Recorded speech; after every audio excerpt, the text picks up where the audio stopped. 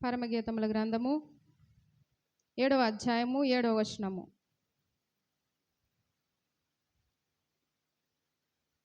పరమగీతముల గ్రంథము 7వ అధ్యాయము 7వ వచనము.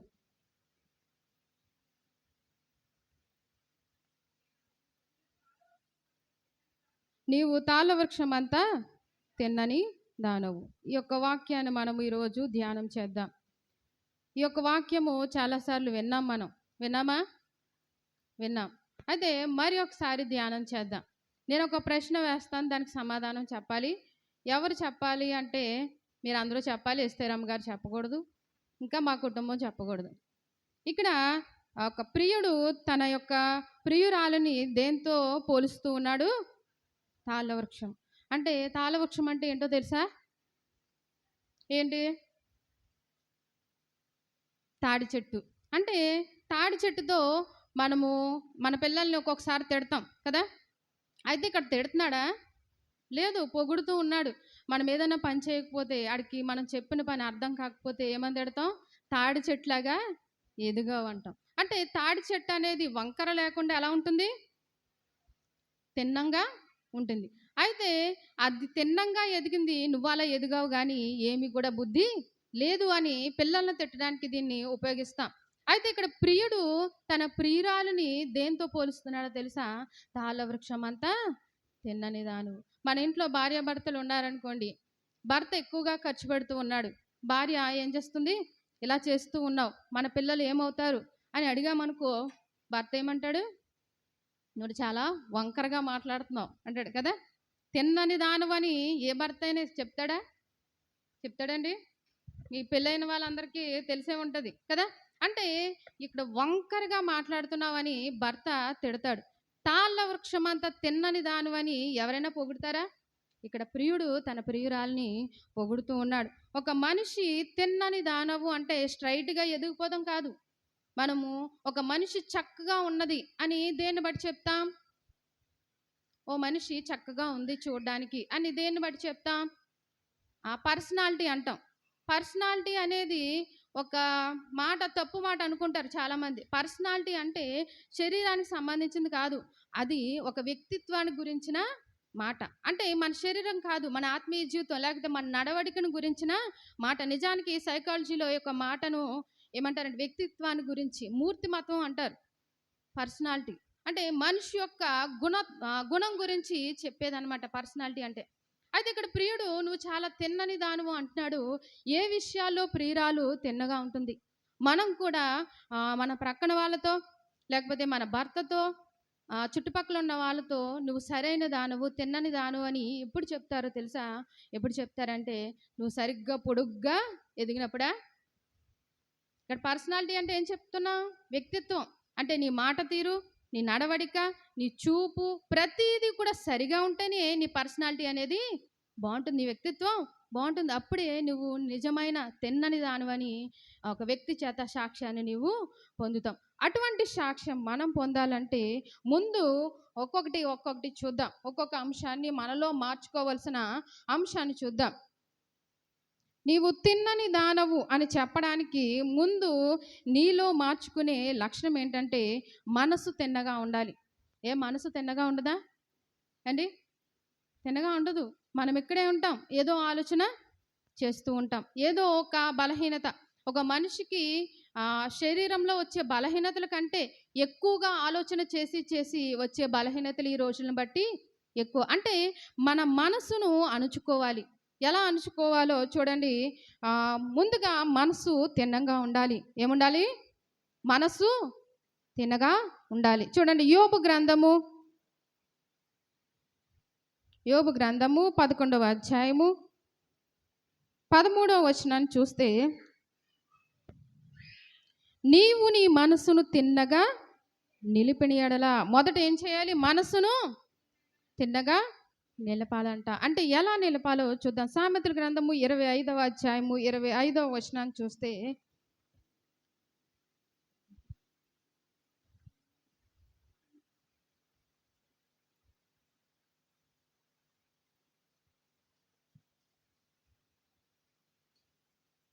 ఇరవై 25వ అధ్యాయము 25వ వచనము, సామెతల గ్రంథము ఆ, ఆ, 28వ వచనం చదవండి అమ్మా. ప్రాకారము లేక పాడైన పురము ఎంతో తన మనసును అంచుకోలేని వాడు అంతే. ప్రాకారము లేక పాడైన పురము. పురము అంటే ఏంటి? పురం అంటే ఒక గ్రామం అనుకోవచ్చు, నగరం అనుకోవచ్చు, పట్టణం అనుకోవచ్చు. అయితే పట్టణము పురము అనేది ఎప్పుడు పాడైపోతుందో తెలుసా? ప్రాకారము లేనప్పుడు. ప్రాకారం అంటే ఏంటి? గోడలు, చుట్టూ ఉన్న ప్రహరీ అనుకోవచ్చు, లేకపోతే మన ఇంటికి కట్టే గోడలు. ఇవి లేకపోతే వర్షం వస్తుంది, ఎండ వస్తుంది, ఏదైనా జంతువులు మన ఇంట్లోనికి వచ్చి మన యొక్క ఇంటిని నాశనము చేస్తాయి. అదేవిధంగా ఇక్కడ పురము అనేది మన మనసుకు సాదృశ్యంగా ఉంది. దాన్ని అంచుకోవాలి, దానికి అడ్డు వేయకపోతే ప్రాకారం లేక పాడైన పురము ఎంతో తన మనసును అంచుకోలేని వాడు కూడా అంతే. అంటే మనిషి వెళ్ళిన ప్రతి చోటకి మనసు అనేది వెళ్ళకూడదు. ఇక్కడే ఉంటాం, ఎన్నో ఆలోచనలు మనకి వస్తూ ఉంటాయి. అయితే దేవుని బిడ్డలారా, మనస్సును అణుచుకోవాలి. ముఖ్యంగా యవ్వన ప్రాయంలో ఉన్న బిడ్డల యొక్క మనస్సు ఎలా ఉంటుందంటే అనేక రకాలుగా ఉంటుంది. అనేకమైన లోకాశలు వైపు తమ మనసు లాగుతూ ఉంటుంది. అటువంటి టైంలో ప్రాకారం అనేది కట్టుకోవాలి. క్రీస్తు అనే ప్రాకారము, లేకపోతే సంఘంలో చెప్పిన వాక్యము నీ మనసుకు చుట్టూరు పెట్టుకుంటే గనక ఏవి కూడా నీ యొక్క మనసులోనికి వచ్చి నీ శరీరాన్ని పాడు చేయకుండా ఉంటాయి. కాబట్టి మనసుకు ప్రాకారం అనేది ఉండాలి. మనసులు అనేది తిన్నగా నిలపాలని ఇక్కడ దేవుని యొక్క వాక్యం చెప్తూ ఉంది. అయితే మనసు అనేది 2 రకాల మనసులు ఉంటాయంట. 2 రకాల మనసులు ఉంటాయా? ఎప్పుడైనా విన్నామా? చూడండి ఆ 2 రకాల మనసులు ఏంటో. యాకోబు పత్రిక 4వ అధ్యాయము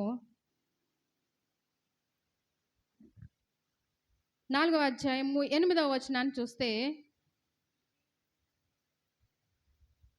ద్విమనస్కులారా మీ హృదయములను పరిశుద్ధ పరుచుకోండి. ద్విమనస్కులారా. ద్విమనస్కులు అంటే ఏంటి? ద్వి అంటే 2, ఏక అంటే 1, త్రీ అంటే 3. అయితే ఇక్కడ ఎన్ని మనసులు ఉన్నాయి?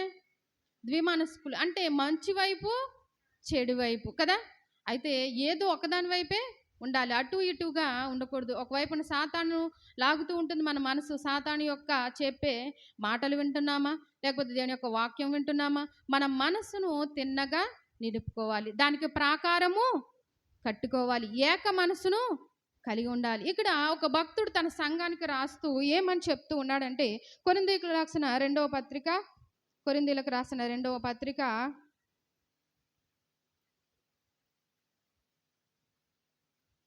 11వ అధ్యాయము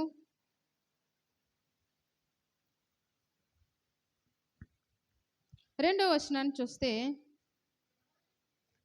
దేవాశక్తితో మీ ఎడల ఆసక్తి కలిగి ఉన్నాను, ఎందుకనగా పవిత్రులైన కన్యకునిగా ఒకడే పురుషునికి అనగా క్రీస్తుకు సమర్పింపవలనని మిమ్మును ప్రదానం చేసేతిని గాని, సర్పము తన కుయుక్తి చేత అవ్వను మోసపరిచినట్లు మీ మనసులను చెరుపబడి క్రీస్తు ఎడలనున్న సరళత నుండి పవిత్రత నుండి ఎట్లయినను తొలగిపోనేమో అని భయపడుచున్నాను.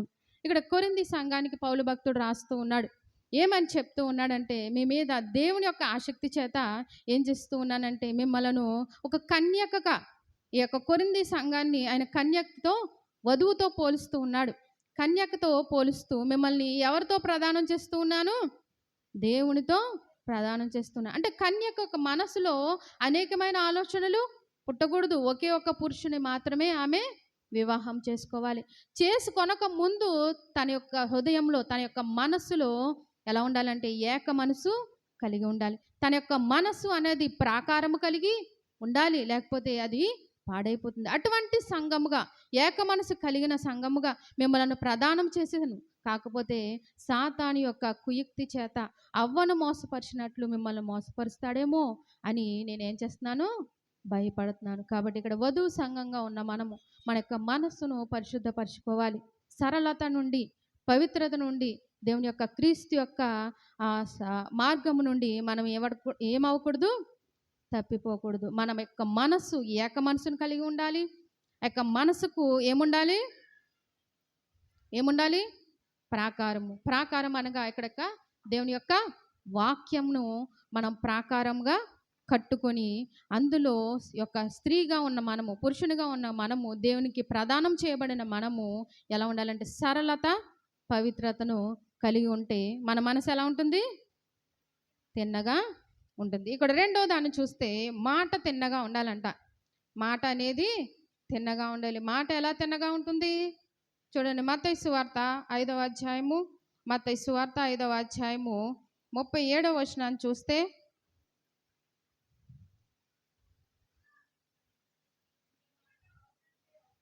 నీ మాట అవునంటే అవును, కాదంటే కాదు, వీటికి మించినది దుష్టుడి నుండి పుట్టును అని యేసు ప్రభు ఈ మాటలు చెప్పాడు. ఎవరు చెప్పారు? ఈ మాటలు ఎవరు చెప్పారు? నేను చెప్పానా?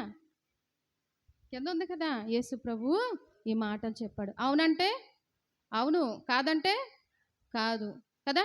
మనం అలాంటి మాటలు చెప్తున్నామా? త్వరగా రండిరా ప్రార్థనకి అన్నామనుకో, ఎంతండి వచ్చేస్తానండి ఒక్క నిమిషంలో.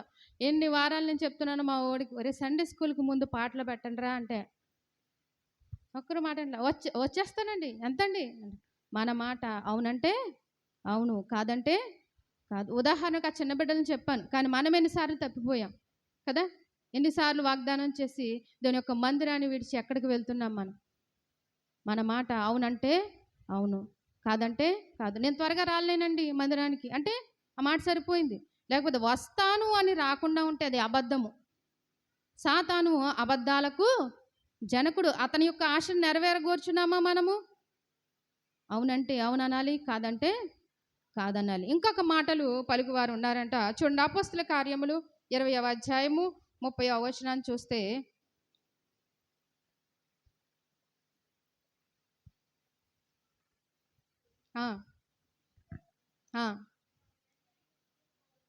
పోవలెనని వంకర మాటలు పలుకు మనుషులు మీలోనే బయలుదేరును. వీరు ఎక్కడి నుంచో, అమెరికా నుంచి కానీ దుబాయ్ నుంచి కానీ రారు.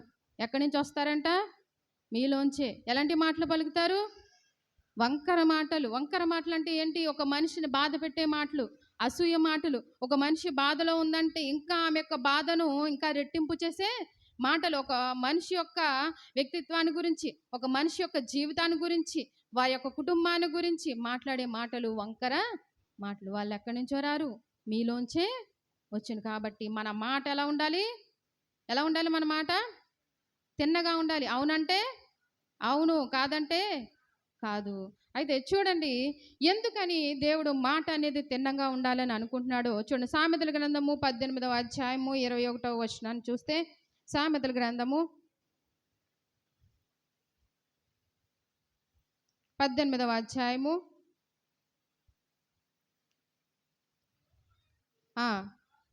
నాలుక వశము. ఇక్కడ చాలమ్మా. అయితే ఎందుకని దేవుడు సరిగా మాట్లాడాలి, తిన్నగా మాట్లాడాలి అని కోరుకుంటున్నాడో తెలుసా? వంకరగా మాట్లాడకూడదు అని ఎందుకు అంటున్నాడంటే, జీవ మరణములు నాలుక వశము. జీవమైన మరణమైన అది ఎవరి వశంలో ఉందంట? నాలుక వశంలో ఉంది. తీర్పు దినమున నువ్వు చెప్పిన మాటలను బట్టి, పలికిన మాటలను బట్టి తీర్పు అనేది నీ యొక్క నాలుక వశంలోనే ఉంది. కాబట్టి దేవుని బిడ్డలారా, మన యొక్క నోట నుంచి వచ్చే ప్రతి మాటకు బాధ్యుడు ఎవరు? ఎవరు? మనమే. అలా అని మనసులో తిట్టుకోమని కాదు, మనసులో కూడా తిట్టుకోకూడదు. మనసు కూడా తిన్నగానే ఉండాలి, మాట కూడా తిన్నగానే ఉండాలి. అయితే తర్వాత మనం చూస్తే కనుక సామెతల గ్రంథము 25వ అధ్యాయము 11వ వచనాన్ని చూస్తే మన మాట ఎలా ఉండాలి? సంయోచితముగా పలుకబడిన మాట. మళ్ళీ చదవండి అమ్మా. సంయోచితముగా పలుకబడిన మాట చిత్రమైన వెండి పల్లెములలో నుంచబడిన బంగారు పండ్ల వంటిది. సంయోచితంగా మాట్లాడాలి. సంయోచితంగా అంటే ఏంటి? చావు దగ్గరికి వెళ్ళి పెళ్లి మాటలు మాట్లాడచ్చా? పెళ్లి దగ్గరికి వెళ్ళి చావు మాటలు మాట్లాడచ్చా? అంటే సంయోచితం, సమయానికి అనుగుణంగా మాట్లాడాలి. అంటే ఎలా మాట్లాడాలి? ఒక ఆమె, ఒక చిన్న పాప తన తాతగారి దగ్గరికి వెళ్ళి, తాతగారు మీరు మందిరానికి రండి అని అడుగుతూ ఉందంట. అడుగుతూ ఉంటే వస్తాను వస్తాను అని చెప్తూ ఉన్నాడంట. ఒకరోజు తిట్టాడంట. అస్తమాను అడుగుతున్నావు, ఎప్పుడైనా దేవుడు నీకు కనిపించాడా? దేవుని యొక్క మాటలు వినిపించినాయి అంటే చూసి నమ్మిన వారి కంటే చూడక నమ్మిన వారు ధన్యులు. ఆ యొక్క మాట ఆ యొక్క వ్యక్తిని, పెద్ద వ్యక్తిని మార్చివేసింది. అంటే సంయోచితంగా మాట్లాడాలి. సంయోచితంగా అంటే ఒకరిని తిట్టారని తిరిగి బూతులు తిట్టమని కాదు, రోత మాటలు మాట్లాడమని కాదు, సంయోచితమైన మాట. వెండి పండ్లెము, వెండి మనం ఎప్పుడైనా చూసామా? పళ్ళాన్ని ఎప్పుడైనా చూసారా? వెండి గిన్నెలు చూస్తాం మనం, చిన్నపిల్లలకు కొంటాం కదా, ఎంత అలా ఉంటాయి అవి, చూడడానికి చక్కగా ఉంటాయి. అలాంటిది పళ్ళెము. ఇప్పుడు అందరూ పండగల సీజన్ కాబట్టి చాలామంది కొంటూ ఉంటున్నారు, మీరు చూసే ఉంటారు. అటువంటి వెండి పండెంలో బంగారు పళ్ళు. బంగారం ఎలా ఉంటుందండి చూడడానికి? ఇప్పుడు మనం గ్రాము కొనగలమా? కొనలేం. అలాంటిది పండ్లు, బంగారం వంటి పండ్లు. అంటే వెండి పండెంలో బంగారు పళ్ళు పెడితే ఎలా ఉంటుందో అటువంటి చక్కని రీతిలో నీ యొక్క మాట అనేది ఉండాలి. కాబట్టి చక్కనైన మాట ఉండాలంటే నీ మాట తిన్నగా ఉండాలి. అవునంటే అవును, కాదంటే కాదు. ఎదుటి వారిని గురించి తక్కువ చేసే మాటలు, వంకర మాటలు మనము మాట్లాడకూడదు. అది వేరుగా ఉంటే అది వచ్చేది దుష్టుని నుండే వస్తుంది. కాబట్టి జీవము మరణము నాలుక వశము. దేవుని బిడ్డలారా, మన మాట సంయోచితంగా ఉండాలి. మొదటిది మనసు, రెండవది మాట తిన్నగా ఉండాలి, మూడవది మార్గము తిన్నగా ఉండాలి. మార్గము తిన్నగా ఉండాలంటే ఏం చేయాలి? మంచి మార్గంలో నడవాలంటే ఏం చేయాలి? ఎవరిని అడగాలి మంచి మార్గంలో నడవాలంటే? చూడండి, ఇర్మియా గ్రంథము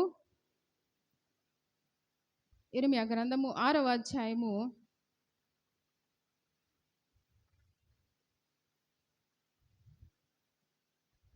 6వ అధ్యాయము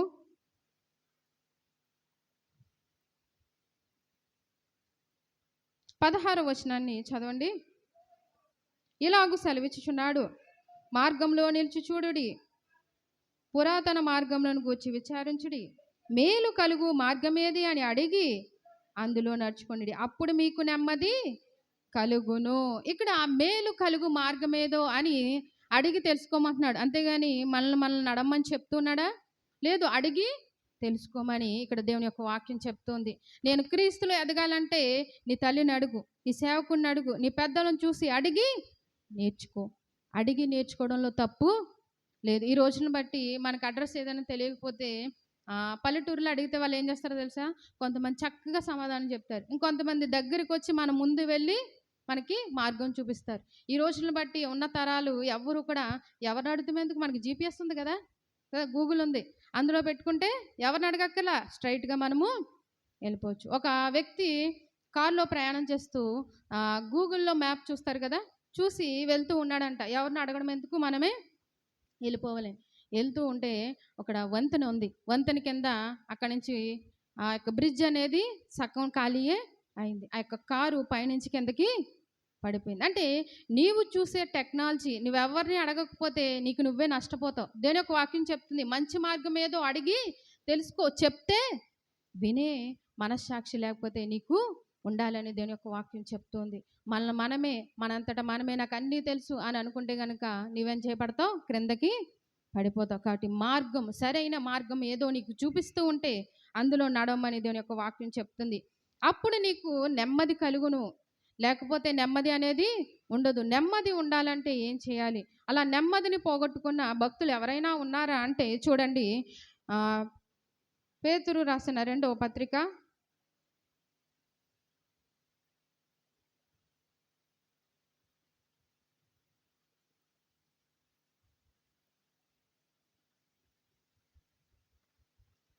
2వ అధ్యాయము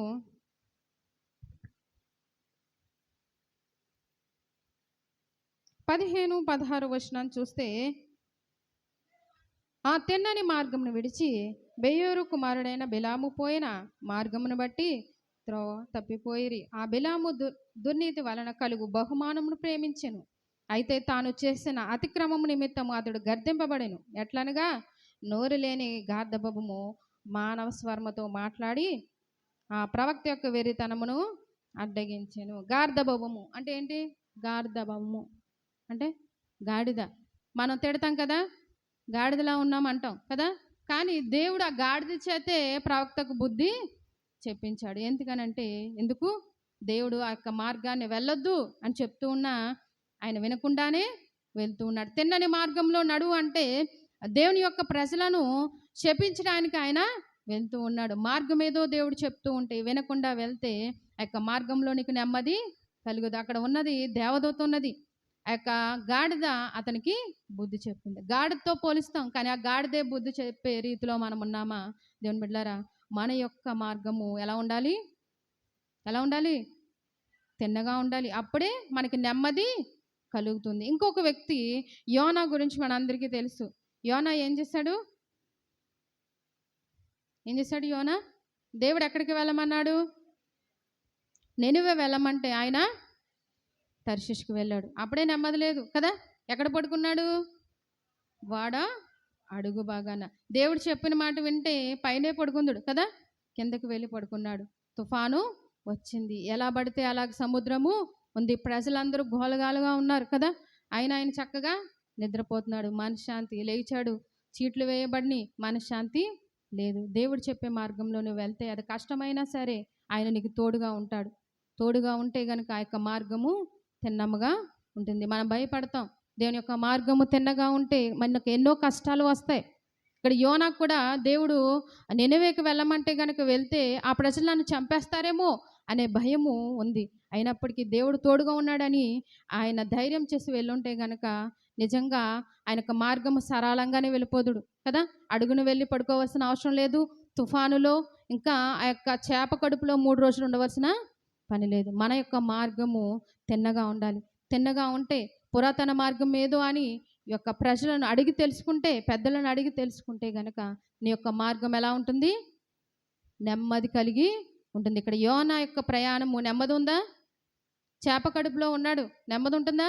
చక్కగా లైటు ఏసీ అన్నీ వేసి ఉంటాయా? చేప కడుపు ఎలా ఉంటుంది? చీకటిగా ఉంటుంది, లోపల నాచు ఉంటుంది.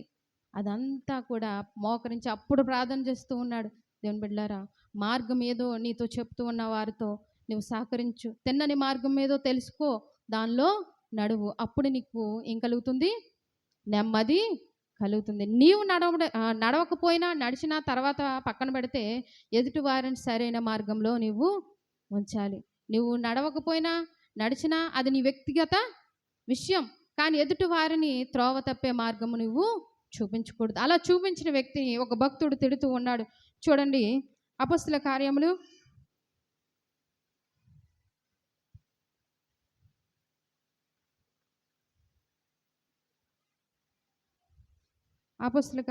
13వ అధ్యాయము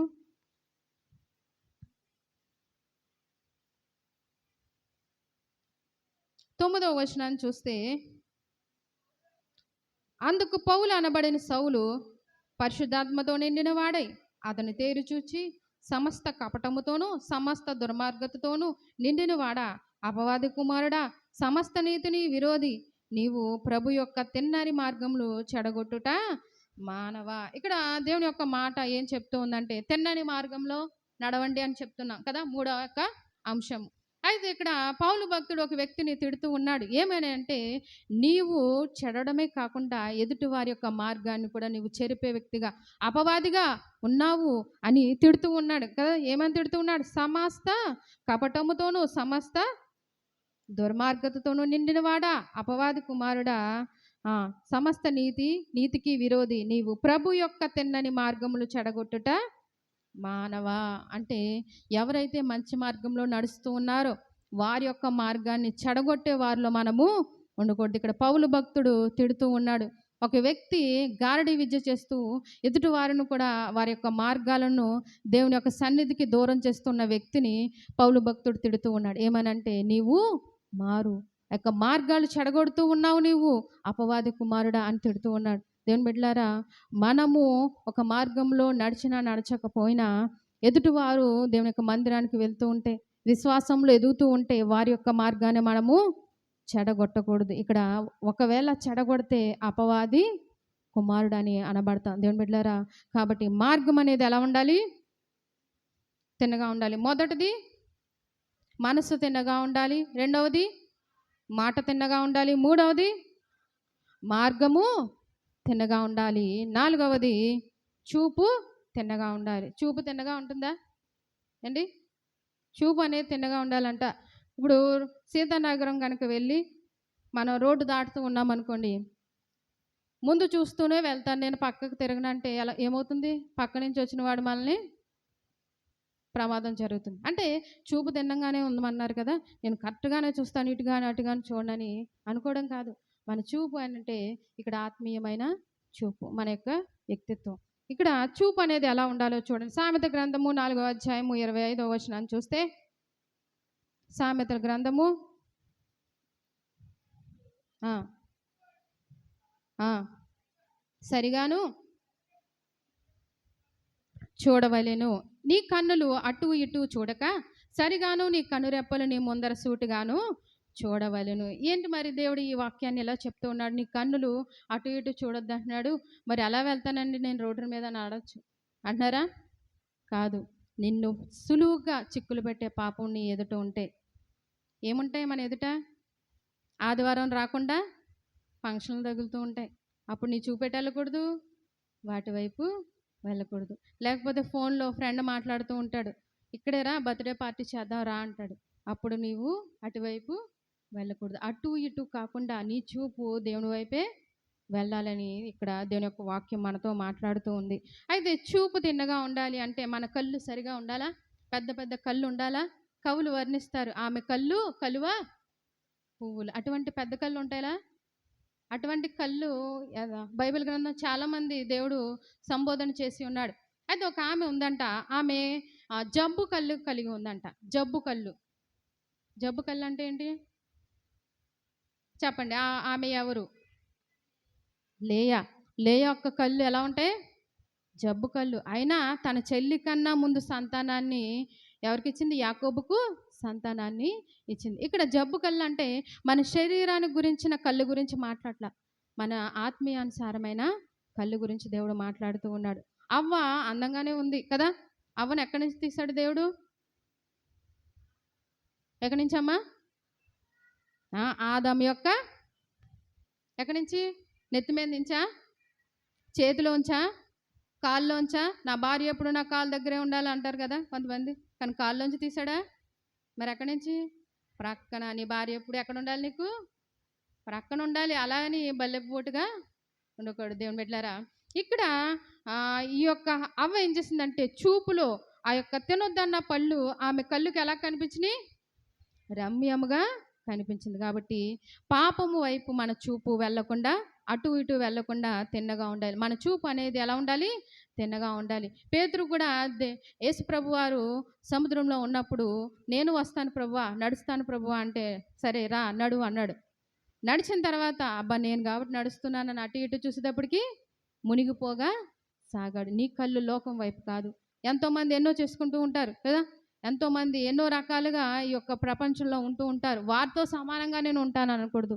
నీవు దేవుని చేత ప్రత్యేకమైన వాడవుగా గుర్తింపు పొందాలి. నీ చూపులో కూడా తిన్నని ధనం ఉండాలి, తిన్నగాని ఉండాలి. దావీదు కూడా పాపంలో చూపు ద్వారా ఒక మనిషిని చూసి కదా, ఒక స్త్రీని చూసి పాపంలో పడ్డాడు. తిరిగి దేవుని సన్నిధిలో పశ్చాత్తాపండి ఇప్పటికీ ఆయన ఈ యొక్క బైబిల్ గ్రంథంలో దావీదు కుమారుడిగానే యేసుప్రభు వారు పిలువబడుతున్నారు. అంటే తప్పు చేయడము గొప్ప కాదు, కానీ దాని నుండి క్షమాపణ పొంది పశ్చాత్తాపడి దాని నుండి విడిచిపెట్టేయాలి. ఇంకా విడిచిపెట్టేస్తే అప్పుడే ఒక మనిషి యొక్క చూపు, నీ యొక్క జీవితము అనేది తిన్నగా ఉంటుంది.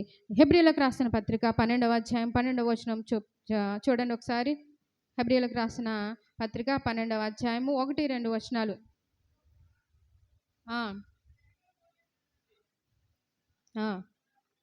మనము కూడా ప్రతి సులువుగా చిక్కులు పెట్టు పాపమును విడిచిపెట్టి విశ్వాసమునకు కర్తయు దాన్ని కొనసాగించు వాడనైనా యేసు వైపు చూచు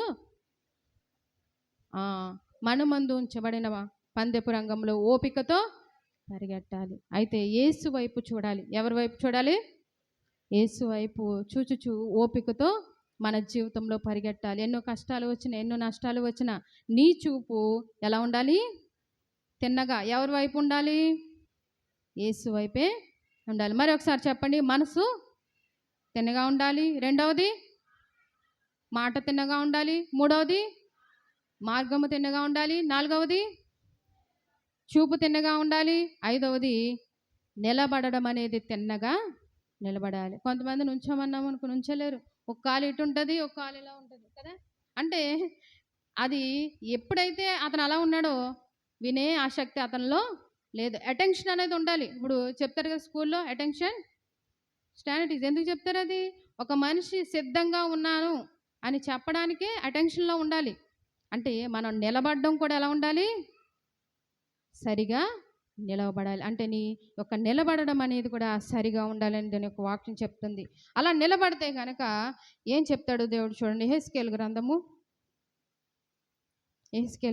2వ అధ్యాయము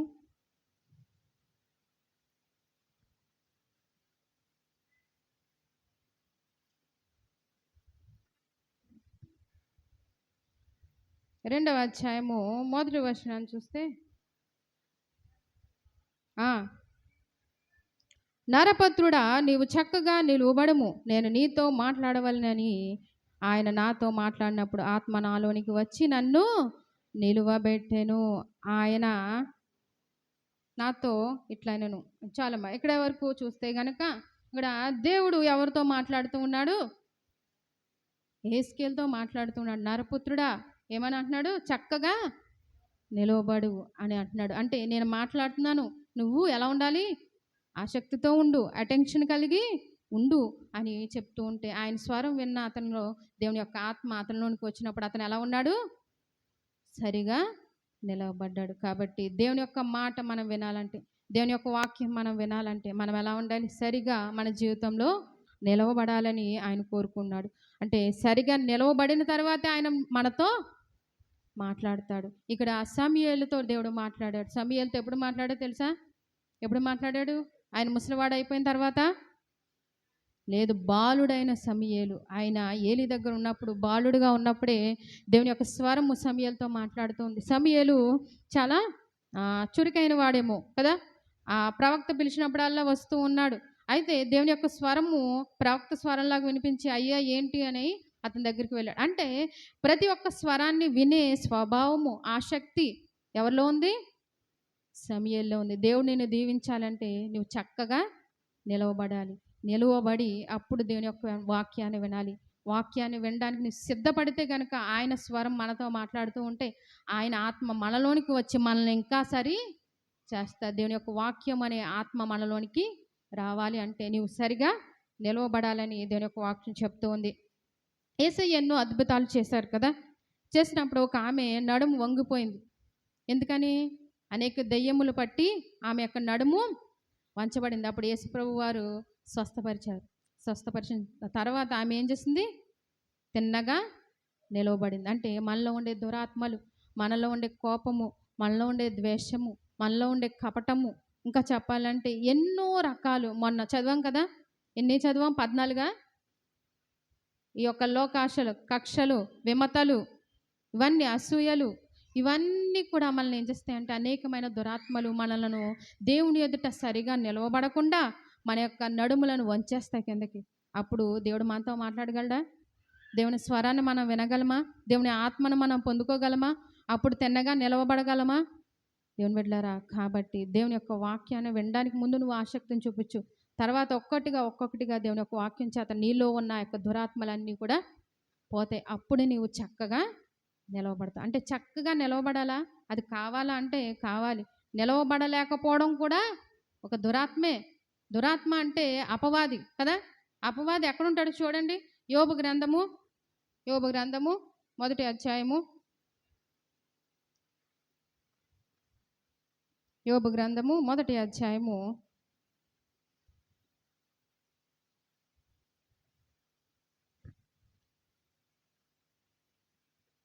7వ వచనాన్ని చూస్తే, యెహోవా నీవెక్కడ నుండి వచ్చితివి అని వాడిని అడుగగా అపవాది భూమి మీద ఇటు అటు తిరుగులాడుచు అందులో సంచరించుచు వచ్చితనని యెహోవాకు ప్రత్యుత్తరం ఇచ్చాను.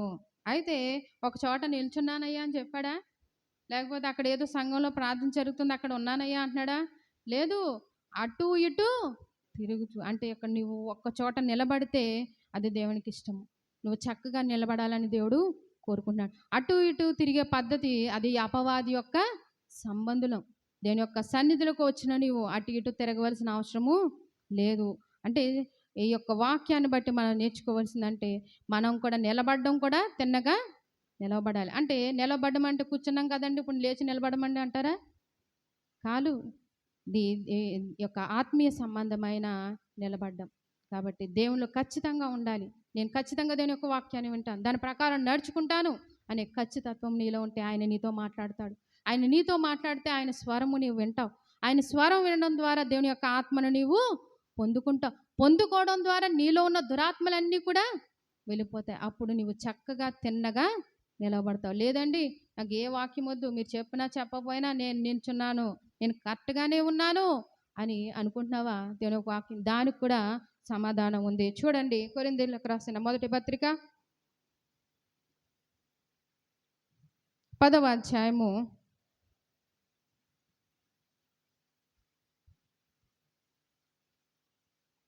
12వ వచనము. తాను నిల్చుచున్నానని తలంచుకొని వాడు పడకుండానట్లు జాగ్రత్తగా చూచుకొనవలెను. కాబట్టి దేవుని బిడ్డలారా, నేను కరెక్ట్గానే ఉన్నాను, నేను ఏ తప్పు చేయలేదు అని అనుకుంటున్నావేమో. నువ్వు పడిపోకుండా ఏం చేయాలి?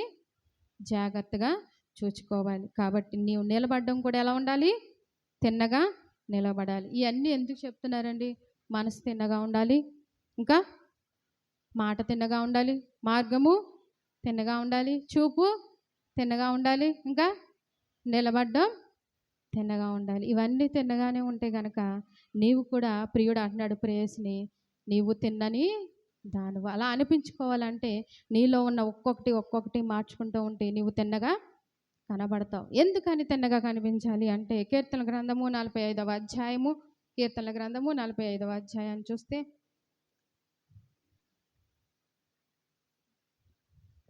11వ వచనం. ఈ రాజు నీ ప్రభు అతడు సౌందర్యమును కోరినవాడు అతనికి నమస్కరించుము. ఈ రాజు నీ ప్రభువు అతడు సౌందర్యమును కోరినవాడు అతనికి నమస్కరించుము. ఎవరి గురించి యొక్క మాట? యేసు ప్రభు వారు గురించి. ఆయన ఏం కోరుకుంటున్నాడంట? సౌందర్యాన్ని కోరుకుంటున్నాడంట. సౌందర్యం అంటే ఏంటి? తెల్లగా ఉండి లిప్స్టిక్ వేసుకుని చక్కగా రెడీ అయ్యి టచ్అప్లు చేసుకుంటే అది సౌందర్యమా? కదా. ఇప్పుడు పెళ్లి చూపులు జరుగుతున్నాయి అనుకోండి, ఇదివరకటి రోజులో సినిమాలో అయితే పాట పాడమ్మా అంటే స్వరం ఎలా ఉంటుందో, నడువమ్మా నీ నడక ఎలా ఉంటుందో, అంటే చక్కని రూపము నీలో ఉండాలి. ఆమెను పెళ్లి కూతురు రెడీ చేసినప్పుడు ఎలా రెడీ చేస్తారు? నైటీ వేసుకుని ఉంటుందండి, చక్కగా చీర కట్టి కదా, పువ్వులు పెట్టి. అంటే ఆమెలో ఏ ఒక్క లక్షణంలో తప్పు ఉండకూడదు. ఇక్కడ యేసు ప్రభు వారు కూడా నీ సౌందర్యాన్ని కోరుకుంటున్నాడు. ఆయన ఎలాంటి సౌందర్యం కోరుకుంటున్నాడో తెలుసా? ఎలాంటి సౌందర్యము? శరీరానుసారమైన సౌందర్యమా? ఆత్మీయానుసారమైన సౌందర్యం. దేవుని బిడ్డలారా, నీకు కన్ను సరిగా లేకపోతే నిన్ను ఎవరు పెళ్లి చేసుకుంటారా? చేసుకుంటారా? చేయి సరిగ్గా లేకపోతే పెళ్లి చేసుకుంటారా? నువ్వు నడిచే తీరు సరిగ్గా లేకపోతే పెళ్లి చేసుకుంటారా? చేసుకోరు. అయితే నాకు పెళ్లి చూపులు జరిగినప్పుడు ఒక ఆమె, మా బంధువుల్లో ఒక ఆమె, అమ్మగారు ఎలాగున్నా, అత్తగారు ఆడబడుచు ఎలా ఉన్నా, ఆవిడ వచ్చి నాకు కాల్ చూస్తుంది. అంటే నా కాళ్ళు వంకరగా ఉన్నాయేమో అని కాల్ చూస్తుంది. అయితే ఎందుకని చూసావమ్మా అని తర్వాత అడిగాను. అంటే మా అక్కది దగ్గర సంబంధాలకి కొంతమందికి జన్యుపరమైన ఉంటాయి కదా, కాళ్ళు కొంచెం వంకరగా ఉంటాయి మా అక్కకి. నాకు కూడా వంకరగా ఉన్నాయేమో అనేది వంకరగా చూస్తుంది. తర్వాత మాట్లాడిస్తూ ఉన్నారు. నా పెళ్లి చూపులు జరిగింది, మొదటి పెళ్లి చూపులు అదే సెట్ అయింది. అయితే కొత్తగా ఉన్నప్పుడు మాట చెప్పినప్పుడు మనకు మాట ఏమవుతుంది? నత్తి వస్తుంది కదా. అయ్యగారు మాట్లాడుతూ ఉన్నారు, పెద్ద అయ్యగారు, అమ్మ నీ పేరేంటి, ఏ సంఘం అని మాట్లాడుతుంటే నాకు మాట రావట్లా, నత్తి వస్తుంది. ఈ అమ్మాయికి నత్తేమో అని తర్వాత బయటకు తీసుకెళ్ళి మళ్ళీ అడుగుతున్నారు పక్కన ఆడవాళ్ళు. అంటే దేవుని బిడ్డలారా, ఒక కుమారునికి నువ్వు ప్రదానం చేయబడాలంటే నీ మాట సరిగా ఉండాలి కదా, నీ నడక సరిగా ఉండాలి. నీలో ఏ లక్షణము అంటే నీ యొక్క శరీరానుసారంగా నీలో ఏ లక్షణం అన్నీ కూడా సరిగా ఉండాలని ప్రతి ఒక్క వ్యక్తి కోరుకుంటాడు కదా. వరుడైన ప్రతి వ్యక్తి కోరుకునేది తనకు వచ్చే భార్య ఏ లోపం లేకుండా రావాలని కోరుకుంటాడు. అయితే యేసు ప్రభు వారు కూడా నీ సౌందర్యాన్ని కోరుకుంటున్నాడు, కానీ నీ శరీరానుసారమైన సౌందర్యం కాదు. అది ఎలా ఉండాలి తెలుసా? ఆత్మీయానుసారమైన సౌందర్యం. నీ శరీరానుసారమైన సౌందర్యం, నీ కళ్ళు సరిగా లేదనుకో, దేవుడు అయినా సరే నిన్ను వధువుగా ఆయన తీసుకుంటాడు. నీ కాలు సరిగా లేకపోయినా ఆయన నిన్ను వధువుగా తీసుకుంటాడు, కానీ ఆత్మీయమైన సౌందర్యం ఆయనకు కావాలి. నీ మనసు తిన్నగా ఉండాలి. నీ మనసు అటు ఇటు వెళ్ళకూడదు. నీ మాట తిన్నగా ఉండాలి. అవునంటే అవును, కాదంటే కాదు. అంతేగాని ఒకళ్ళ దగ్గర ఒక మాట చెప్పి, మళ్ళీ ఇంకొకళ్ళ దగ్గర అవును దానికి బాగానే జరిగిందని ఈ మాట చెప్పి, మళ్ళీ 2 మాటలు తీసుకెళ్ళి వేరే ఒక అది ఉండకూడదు. అవునంటే అవును, కాదంటే కాదు. మూడవదిగా ఏంటి? మార్గము తిన్నగా ఉండాలి. ఇంకొకటి చూపు తిన్నగా ఉండాలి. ఇంకొకటి నిలబడ్డము సరిగా ఉండాలి. ఇవన్నీ ఉంటే గనక వరుడైన యేసుప్రభు వారు నీ సౌందర్యాన్ని కోరుకుంటున్నారు. ఈ లోకస్తులు నీ శరీరాన్ని చూసి ఆమె అలా ఉంది, ఈమె ఎలా ఉంది అని అంటారేమో, కానీ దేవుడు నీ ఆత్మీయమైన సౌందర్యాన్ని చూస్తూ ఉన్నాడు. ఆయన నీ సౌందర్యాన్ని చూసి ఆయన దగ్గర నీ ఉండులాగన నిన్ను వచ్చి ఆయన ఎక్కడ తీసుకెళ్తాడు? ఎక్కడ తీసుకెళ్తాడు? పార్లమెంట్కి తీసుకెళ్తాడా? ఎక్కడికండి? పరలోకానికి ముందు వెళ్ళిపోతాం అమ్మా. మధ్యాకాశంలో విందు జరుగుతుంది. ఆ విందులో మనం పాలు పంచుకోవాలి. అక్కడ ఉండాలి. ఎవరైనా రాష్ట్రపతితో ప్రధానమంత్రితో విందు చేసుకుంటారు. తేనేటి విందు అంటారు కదా. అంటే చాలా గొప్ప దేశ నాయకుడితో మనం విందు చేసుకుంటున్నాము, మేము వెళ్ళాము అని చెప్పుకుంటారేమో. నీవు ఈ ప్రపంచాన్ని సృష్టించిన సృష్టికర్తతో విందులో పాల్గొంటావు, వధువు సంఘంగా ఉంటావు. అంటే ఆయన నీ సౌందర్యాన్ని కోరుకుంటున్నాడు. ఇక్కడి నుంచి మనలో మార్చుకోవాల్సింది ఏమైనా ఉందా? మన మనసు అటు ఇటు కాకుండా తిన్నగా నిలపాలి, మాట తిన్నగా ఉండాలి, మార్గము తిన్నగా ఉండాలి, ఇంకా చూపు తిన్నగా ఉండాలి, నిలబడము తిన్నగా ఉండాలి. ఇవన్నీ ఉంటే నీ రాజు నీ సౌందర్యాన్ని కోరుకుంటున్నాడు. కాబట్టి అటువంటి కృప పరిశుద్ధాత్మ దేవుడు మీకు నాకు మనందరికీ కూడా దయచేయను గాక. తాళ్ళ వృక్షము అంటే ఏంటి? తాడి చెట్టు. గుర్తుపెట్టుకోండి. మీరు ఏదైనా తాళ్ళ వృక్షం అంటే తాడి చెట్టు. ఈ యొక్క సీజన్లో ఎక్కువ కనిపించేది అదే కదా మనకి. అది ఎలా పెరుగుతుంది? నిటారుగా పెరుగుతుంది. కొబ్బరి చెట్టు ఎలా ఉంటుంది?